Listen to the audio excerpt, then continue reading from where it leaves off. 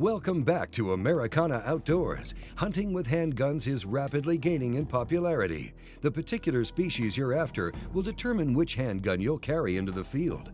This week on the Hunters Handbook, we'll explore several models of handguns from Smith and Wesson. For more, let's check in with Brian Thurston. As one looks at the upcoming hunting season, there's a lot of choices that face you. One, of course, being the game you're going to hunt, big game, small game, whatever it may be. But there's another choice too, and that's the type of firearm you want to use. Today, we've got Matt Rice, representing Smith and Wesson here, to join us and talk about hunting with handguns, which is truly one of my favorite things to do. I think that hunting with handguns is somewhat like hunting with a bow, I think, if we wanted to use an analogy, because first and foremost, you have to be a good woodsman. Wouldn't you agree? I would agree, totally.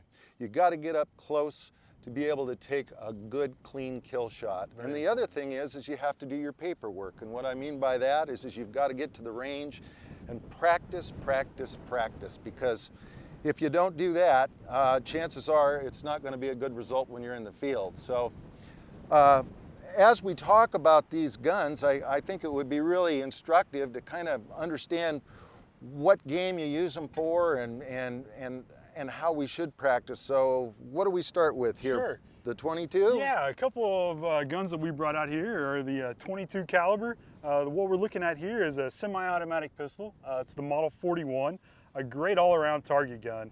I would say if you were to pull most Smith & Wesson owners on the most accurate gun that Smith makes, this would have to be in the top 3. Just a great all-around gun. Just a little bit of quick background on it. Ruby Fox, Olympic shooter for the United States, actually won a silver medal competing with this pistol in the 1984 games in Los Angeles. So a gun straight out of the box. Obviously she had her gunsmith go over it, fine-tune it to her qualities, but it just proves to show that this gun is exceptionally accurate. We have a carbon steel slide and barrel. This particular model is 7-inch. We do make it in a 5.5-inch. And as you pointed out, it is in 22 long rifle. So you have the low recoil, very good velocity, and cheap to shoot. You can practice a lot with it and not break the bank. Good idea, okay. And because this is a semi-automatic, maybe you can explain to people what the difference is from this to this gun. Sure. When we look at the differences between a semi-automatic pistol and the revolver, it comes into how the gun is fired. With the revolver, one of the reasons why it's called that is because the cylinder actually revolves for each shot, lining up a new bullet with the barrel and the firing pin. With the semi-automatic pistol, the gun actually does that by itself with the extraction of the slide and the putting in of the new round. Okay.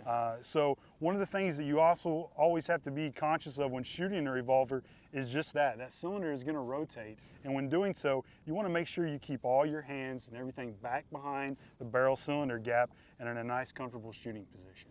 Good point. Okay, and so as you said, cheap to shoot. Can we hunt with a 22? Sure we can. This particular model we've got set up with a Trijicon red dot, 6-inch barrel, so it's perfect for either squirrel hunting, varmint hunting, or just taking it out to the range to learn the basics before maybe we move on to one of these bigger guns. Getting that practice time in is very crucial, as you said. All right. What's the next one here? Moving right up the ladder, if you will, we've got the M&P R8. This is actually one of my favorite guns. It really kind of has that kind of mean look to it, more of a tactical LE field, but it's really a multiple use revolver.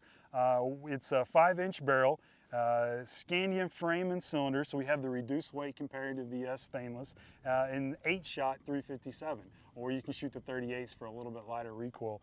This gun has a couple of very nice features. One has the integral rail underneath the barrel, so whether I'm putting on an illumination device, and we also have a removable rail on top, so if we're going to put a optic on it as well. Okay. So a really good all-around multiple purpose gun. The scoped one? Yeah, this is a model 629 Light Hunter out of the Smith and Wesson Performance Center. Another great gun for a medium to large size game. Again, 44 Magnum, this time it's a 6-shot, 7.5-inch barrel, and as you can see on the end, it's been ported. So that helps tame that recoil, and you don't get all that muzzle flip that you might in some of the larger caliber revolvers. Very nice stainless steel finish.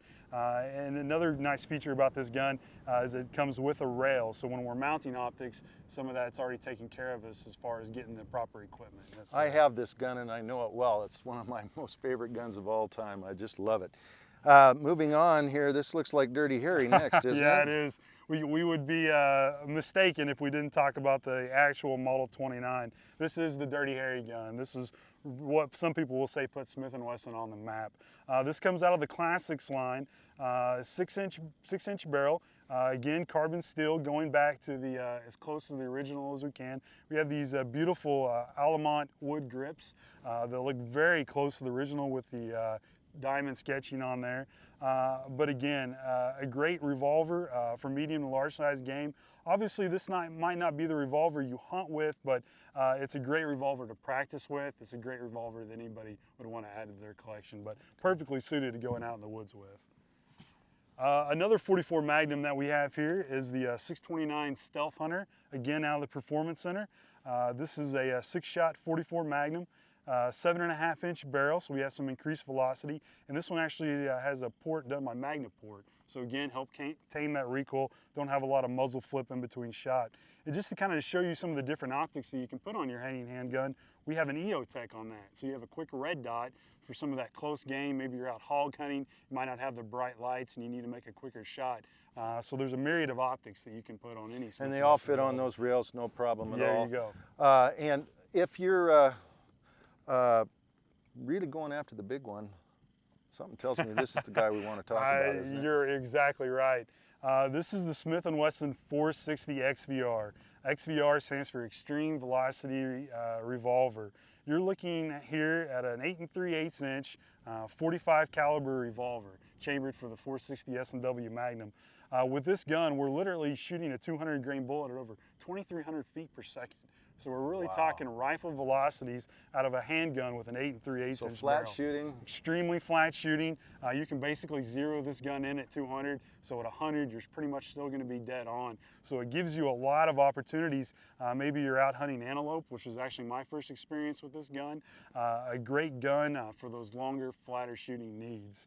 On the Smith and Wesson X-frame, so obviously you're going to have a little bit more weight. It does take a little bit more time getting used to the balance of the gun and how it feels. And there's obviously some nuances that you have to learn with any revolver, but especially when we're talking about the X-frames. We mentioned the barrel cylinder gap, but we also have to be very conscious on your grips. With any of these guns that you see here, and especially the X-frames, one of the key things that we always want to do is make sure we've got our hand as high up on that grip as possible. Because if we grip the gun down here, all we're doing is giving that gun a running start so it can just recoil back up on us. Good point. So, you know, there's just some little nuances that by spending that time at the range practicing, anybody can become proficient with a handgun. Well, speaking of practice too, a question I wanted to ask you, because we all know in this hunting situations, it isn't necessarily just like we do at the range. We've got the heart beating, we got all these things happening. Is there anything you might suggest that hunters practice at the range that might translate into that strange shot out in the field? Sure. Plan for the unexpected. You know, a lot of times when we're out there in the hunting scenario, things don't go perfectly as planned. We don't have our nice bench rest like we do when we're out at the range with our sandbags and everything proportional. So you need to practice those shots in a realistic hunting environment. Whether that means getting down on the ground, shooting off shooting sticks, laying prone off of your pack. So practicing those shots, how they might occur in the field, and also making sure you get in different conditions. As today it's kind of windy out, you need to be able to familiarize yourself with those different variables that you might face in the field and practice them at home, because as you say, when we're out in the field, then not everything always goes as planned. Yeah, so. Great information. Thanks, Matt. Thank you, appreciate Brian. it. So 2 key things to remember here today. We've got some great information, but the 2 key things we want you to go away with is, number 1, become a good woodsman. Spend that time in the field. Be sure that you can get up close to game so you can make a good, clean kill shot. And secondly, spend that time at the range. Practice, practice, practice. That's going to help you a lot when you get into the real life hunting situation. Americana Outdoors is online. Catch up on missed episodes and check out our links to other shows. Log on at carecotv.com.